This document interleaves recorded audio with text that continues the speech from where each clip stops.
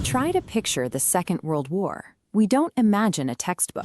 We picture a handful of defining black and white photographs. Think of the American flag rising over Iwo Jima, or the Soviet banner hanging high above the ruined Reichstag in Berlin. These images form the bedrock of our historical memory. Today, photojournalists operate under a strict ethical code. A news photographer cannot move a single glass on a table to make a better shot. The scene must be captured exactly as it naturally occurred. But during the deadliest conflict in human history, that rule did not exist. The photographers who shot our most enduring memories of the war routinely fabricated them. The pictures that defined the 20th century were rarely spontaneous records of fact. They were meticulously engineered tools built to wage a psychological war. To understand why photographers faked scenes, you have to look at how the craft began. In the 19th century, cameras required long exposure times to gather enough light. That meant early war photographers, like Matthew Brady during the American Civil War, physically had to set up their shots. If subjects moved, the picture blurred.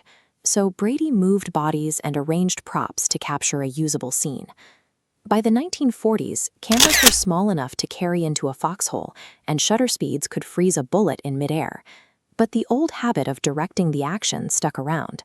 Prominent photographers working for major publications like Life openly admitted to asking soldiers to run through drills 3 or 4 times.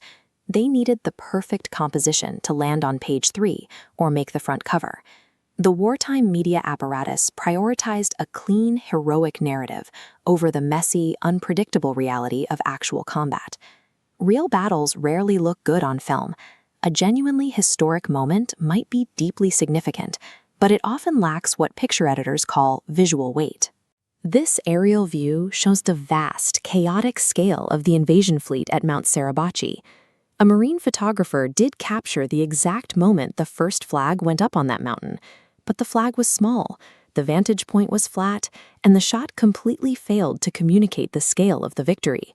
So, commanders ordered a larger flag to be taken up the mountain as a replacement. Joe Rosenthal accompanied that second group and snapped his universally recognized photograph. The most famous image of the Pacific Theater was essentially a reshoot. The Soviets ran into the exact same problem in Berlin.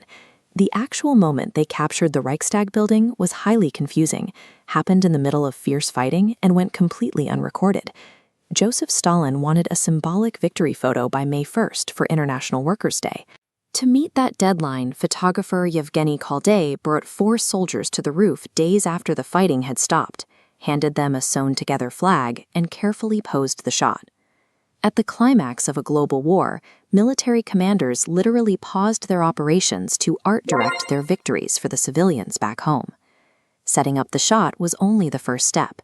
The manipulation continued long after the film was developed, deep in the darkroom. This is the raw, unretouched reality of the Reichstag building. Before any editing, it was an impressive, shell-marked ruin, but it lacked a certain cinematic atmosphere. Soviet photo editors routinely fixed that. They painted thick black smoke and dramatic clouds directly onto the negatives. By synthetically enhancing the devastation, they sold the narrative of total, scorched earth vengeance. Sometimes, though, governments realized that polished, heroic fakes were losing their effectiveness. By 1943, the American public was growing dangerously complacent about the war effort. This uncensored photograph by George Strock shows 3 dead, uncoffined American soldiers on a New Guinea beach. To shock the country out of its apathy, President Roosevelt lifted a ban on publishing American casualties, deliberately releasing raw images like this into print, specifically to sell more war bonds. Whether a scene was carefully posed, heavily retouched, or brutally authentic, the decision to publish it was identical. Every picture was a calculated weapon. That visual propaganda campaign worked flawlessly. The images engineered in the 1940s built the foundation of how we remember the war today. But in the decades that followed, the public realized how heavily they had been managed. The resulting backlash forced the news industry to adopt the rigid, hands-off ethical codes that govern photojournalism today. It leaves us with a difficult question. When a photographer poses a soldier to capture the feeling of a battle, or raises a second flag to show a victory that has already been won, is the resulting picture a lie? The camera does not record objective facts.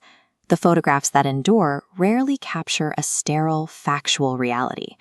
Instead, they capture exactly what a nation needed to feel: